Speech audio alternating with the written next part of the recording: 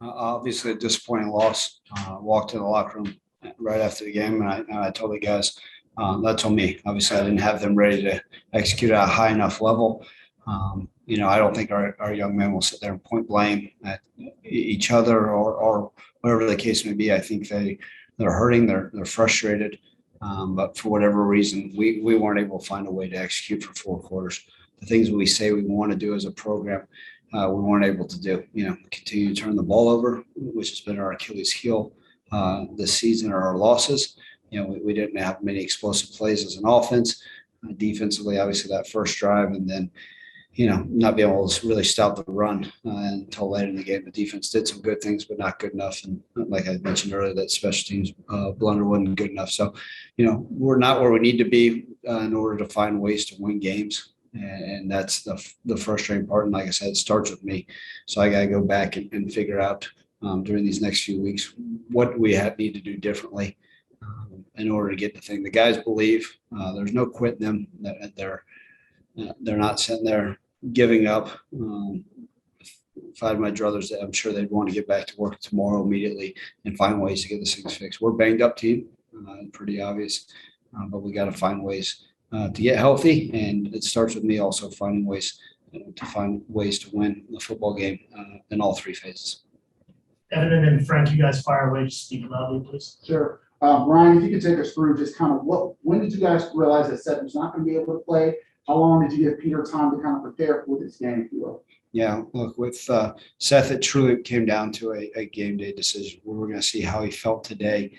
Obviously, we know that he had his shoulder was hurt last game. He was out at practice every single day this week in a variety of capacities and doing different things. So it literally, but Peter was able to prepare and work. And, look, I'll give Peter credit. He battled today. Was it the best statistical game in the world? No. But, Peter was a guy that, going into training camp was our 4th string quarterback. And he is stuck with it. And I thought he did a good job today, just continue to try to do those things that we want to do. Seth wasn't able to go. Seth's still our quarterback. We got to get him back healthy.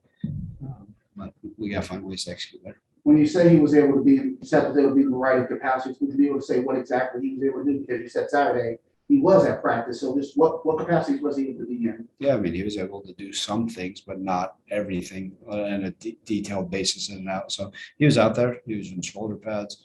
He was running around. Obviously, we're never going to put a guy that could be in harm's way out there on the field on game day. We talked to doctors. We continue to do things. Obviously, a lot of rehabilitation. The kid worked really hard and had every desire to try to play the game. So it wasn't that. It was just if he had the arm strength to go today. As long as we weren't going to risk him further injury. So, throughout the week, he was able to do a variety of different things. And, sometimes he was able to throw the ball, but maybe it wasn't with the velocity we wanted or the distance we wanted.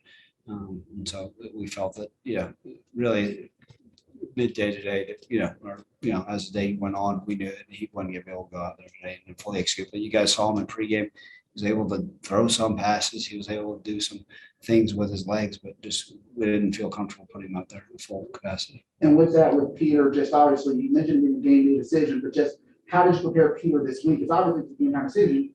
You were assuming that during practice, Peter probably has, preparing like a starter, but we don't know if he's going to be a starter. Yeah, we talked when we talked to Peter and Seth.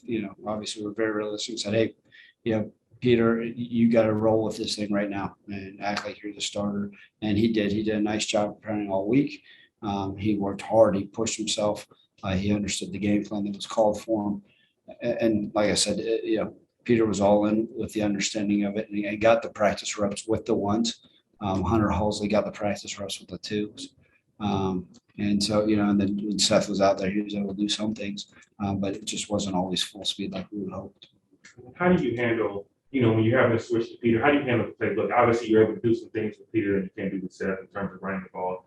But how do you handle, gauging enough play calls for him passing with him, coming from fourth string? Yeah, Peter's an intellectual individual that works hard at it all week. And so, did we change up the playbook a little bit? Sure, absolutely. We couldn't throw the full thing at him, and especially in a week's notice.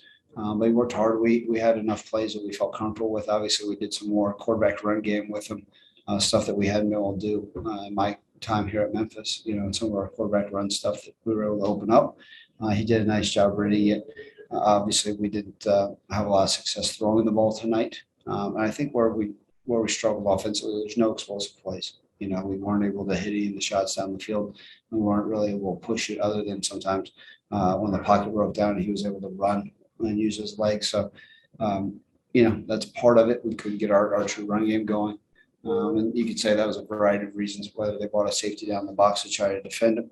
They blitzed probably 50% more than they had shown all season. So, again, I've got to do a better job making sure that we're ready for everything. And it's on me.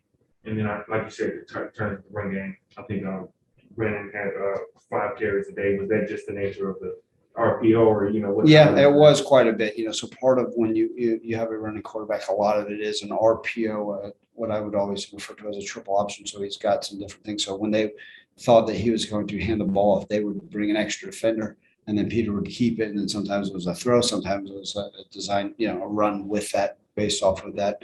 So that part had an effect. And then when you get behind the sticks, we're playing too far behind, what I would say just off series, if you will. And so that requires you to throw it a little bit more than you want and not get the run game going.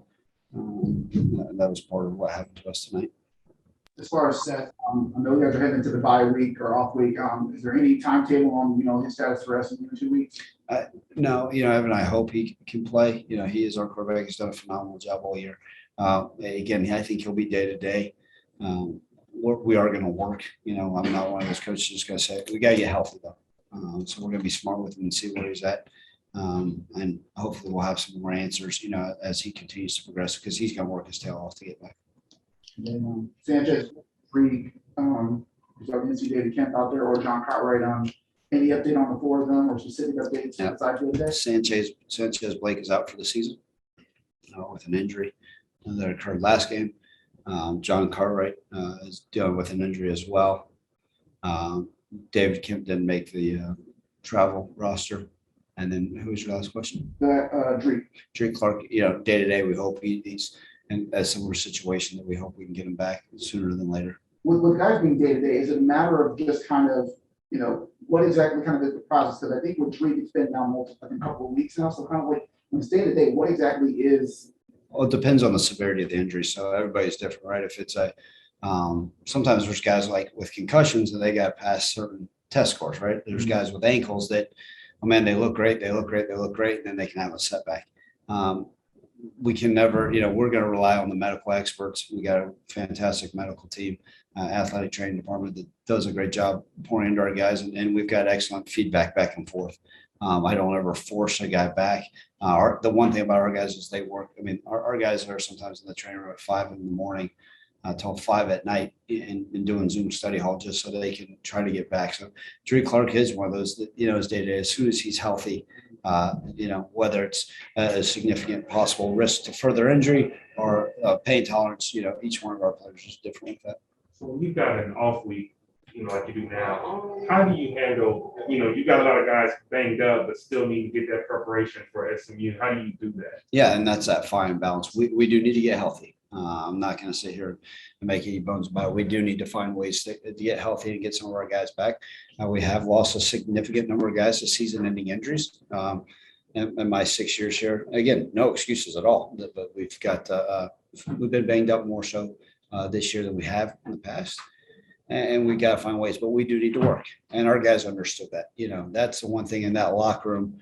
They sat there and they understood what needed to be done. And that was the thing is our guys weren't sitting there saying, oh, hope's lost. We're going to give up. We're going to quit. They know we're going to work. I'm going to be smart with it. It's find that fine balance when I can go out there and practice 6 straight days. But, a lot of things to understand. And it's going to start with the film study, find ways we can get better. And again, myself included, right? I got to do a self-evaluation, figure out what I can do to assist this program to get over the hump, because it's certain things that we're not doing in order to execute to win. And nobody wants to hear close. Nobody wants to hear any of that stuff. We just got to find ways to get it better done. And ultimately, it starts with me. And I promise you guys that. And our young men will believe and keep at it. Ryan, I think I asked you 2 weeks ago, but now you guys are 4-4, kind of just like that team was 3 years ago. At this point, you don't obviously want to get into like panic mode or anything, but just what do you do now with these last 4 games? I guess, I know you want to do it day to day, but what do you do now knowing that there isn't much time now to kind of turn the season around? What do you think needs to change at this point the most besides turnovers, you think? Yeah, I think the guys do have the sense of urgency and they understand that, right? And I think I'd be very concerned if I'd come and sat down here and the locker room wasn't pissed or we didn't feel like things that they'd given up hope. They hadn't, I mean, it was amazing. Even regardless of what the score looked like with 4 minutes and 13 seconds, the guys were saying, let's go, we can get this. It's a lot of the same group of guys that had some come behind wins where the ball bounced their way last year in certain games. And it's not. And so it's just continue to believe, continue to push. And we have a certain standard that we're going to uphold. And like I said, and I've got to continue to find ways to meet that standard of excellence with everything we do. And how do we do it? Right. I've got to look at everything, Evan, whether it's, is there things we can do better from a practice plan standpoint? Is there a game planning schematically things that we can do to continue to improve? Is there a personnel? Is there a guy, hey, maybe this guy gives us a better chance to have success? And I think we look at all those things and find ways to get this program better. All right, we're gonna move to Zoom. Terry, go ahead. Hey, Coach, I know it's a disappointing loss, but what positive can you take? I know you said the guys fought hard the whole game, but what positive can you take without looking at the film? Yeah, Terry, it's hard. It's hard to do a whole lot. Peter, like I said, he battled. So he's going to be just as disappointed with anybody with his turnovers in the final result. But maybe, that allows us to be able to have some packages for him and in the future that we were able to put some trust in there with what he wants. But the only positive I could ever take away from this whole thing is that the guys won't quit. And I know that because I just saw them in the locker room, and they'll continue to battle. And that's the type of team we'll have, and that's the type of team we'll always have, regardless of what the outcome of games are, whether we're 12-0 or where we sit right now at 4-4. And so they're disappointed, they're frustrated. And again, like I said, it ultimately starts with me, and I got to find ways to get it fixed.